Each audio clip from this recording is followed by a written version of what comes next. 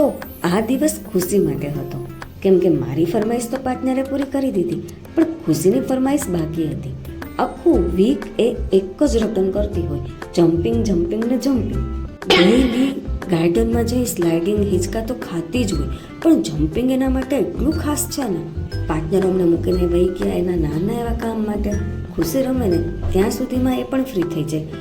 તો મારે હતું એને હનુમાનજી મંદિરે લઈ જવા. એકવાર હું એકલી જ આવી હતી અમારા ગ્રુપ સાથે, તો પાર્ટનરને પણ એ જગ્યા પર લાવવા જરૂરી હોય ને, ત્યારે એ મને લઈ ગયા હતા અને આ છે ને હું લઈને આવી છું. એટલે હું એટલી ખુશ હતી ને કે મને મારી જ નજર લાગી ગઈ. હા યાર, એટલો ખરાબ એક્સપિરિયન્સ થયો ને. આરતી ચાલુ હતી એટલે હું ને ખુશી બધી લેડીઝની વચ્ચે જઈને બેસી ગયા.